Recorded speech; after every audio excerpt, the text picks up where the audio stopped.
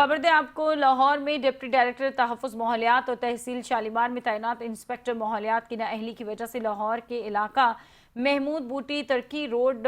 بھینی road میں فیکٹریوں سے نکلتا دھواں شہریوں کے لیے درد سر بن چکا ہے، مگر متعلقہ تحصیل شالیمار میں تعینات انسپکٹر ماحولیات کارروائی کرنے کی بجائے خاموش تماشائی بنے ہوئے ہیں۔ اس بارے مزید جان لیتے ہیں نعیم انصاری سے، جو کہ اس وقت ہمارے ساتھ لائن پر موجود ہے۔ نعیم، آگاہ کیجیے گا۔ ہاں جی بالکل، دیکھیے محکمہ تحفظ ماحولیات کی نااہلی کی وجہ سے حکومت کے سرسبز انقلاب کے دعوے درے کے درے نظر آتے ہیں، جبکہ محکمہ تحفظ ماحولیات کو جدید ترین ماحولیاتی فورسز اور جدید ترین آلودگی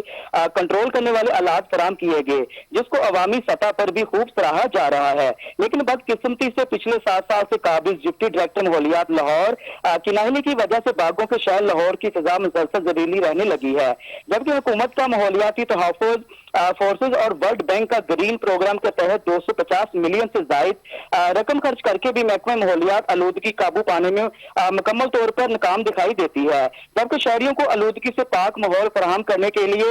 حکومت پنجاب نے محکمہ ماحولیات کو 25 ہائیبرڈ گاڑیاں اور 250 الیکٹرک موٹر سائیکلز اور ماحولیاتی تحفظ فورسز جدید ترین آلودگی کنٹرول کرنے والے آلات فراہم کیے، مگر اس کے باوجود بھی لاہور کی فضا مزید زہریلی ہوتی ہوئی دکھائی دے رہی ہے۔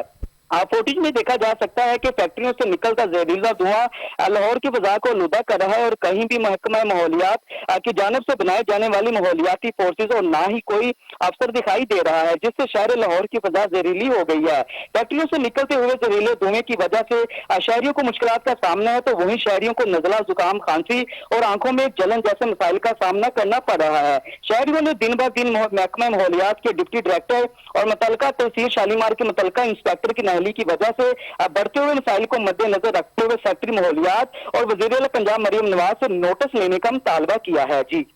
بہت شکریہ اپڈیٹ کرنے کے لیے۔